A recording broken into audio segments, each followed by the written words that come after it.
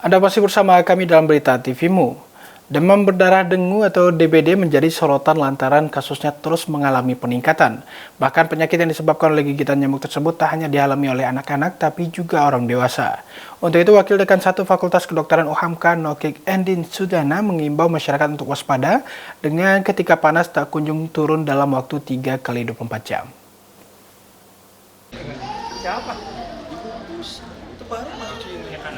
Lonjakan kasus demam berdarah dengue terjadi sejak awal tahun 2024. Bahkan kasus DBD terjadi di seluruh daerah di Indonesia.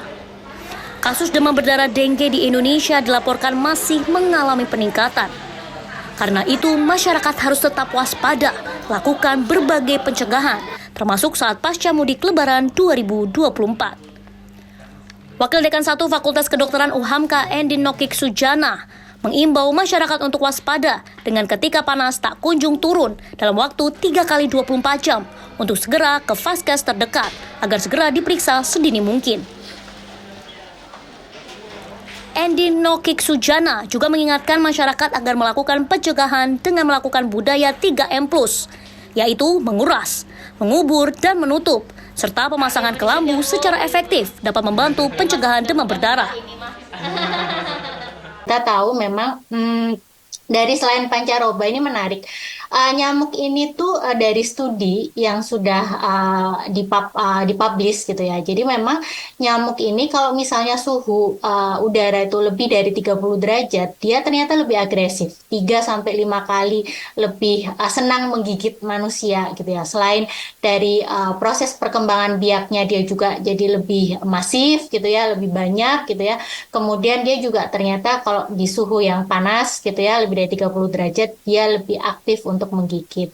Nah, kalau dari pencegahan gitu ya, sejalan dengan program pemerintah juga dari Kemenkes itu kan ada 3M+ ya gitu ya. Jadi menguras, kemudian menutup, mendaur ulang gitu ya. Nah, kemudian plusnya itu misalnya kalau misalnya ada kelambu gitu ya, kita pakai kelambu, pakai lotion untuk pencegahan penggigitan dari nyamuk gitu ya. Kemudian kalau misalnya suka merawat ikan gitu ya. Nah, itu bisa kita juga pakai ikan yang memang dia memakan nyamuk gitu ya.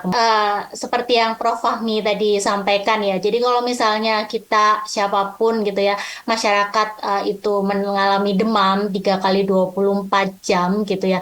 Itu udah langsung aja ke vaskes terdekat gitu ya. Nah, sekarang kan apalagi gejalanya itu udah nggak mungkin, tidak semuanya itu bergejala bintik-bintik, mimisan atau gusi berdarah gitu ya. Jadi selama ada gejala 3 kali 24 jam demam gitu ya, karena kita kalau ngomongin dengue disease ini tuh kita ngomongin timing ya Mbak ya gitu. Kemudian perawatannya dan tata laksananya itu juga kita berkejar-kejaran dengan waktu gitu ya. Jangan sampai waktu dia datang itu sudah terlambat gitu ya. Tahu-tahu udah DSS gitu misalnya. Nah, itu jangan sampai kita seperti itu. Jadi kalau misalnya ada dari masyarakat semuanya, kalau misalnya ada keluhan demam 3 kali 24 jam, langsung aja ke vaskes terdekat gitu ya.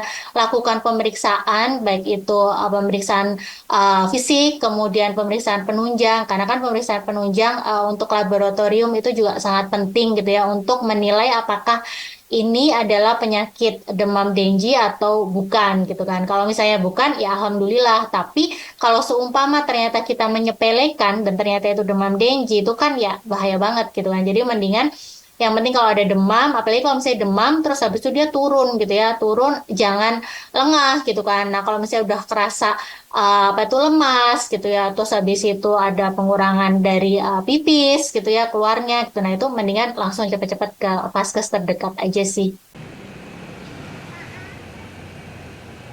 Seperti diketahui, Kementerian Kesehatan atau Kemenkes telah mengeluarkan data terbaru terkait total kasus DBD di Indonesia yang kembali mengalami peningkatan. Tercatat di minggu ke-15 bulan April 2024, 62.001 kasus DBD dilaporkan kabupaten kota di 34 provinsi di Indonesia. Sedangkan 475 kasus kematian dilaporkan dari 151 kabupaten kota di 28 provinsi di Indonesia. Dengan kenaikan kasus DBD yang terjadi belakangan ini, Masyarakat diminta untuk tidak terlalu panik. Hal yang terpenting adalah tetap menjaga kebersihan diri dan juga lingkungan. Cora Ariski memberitakan dari Jakarta.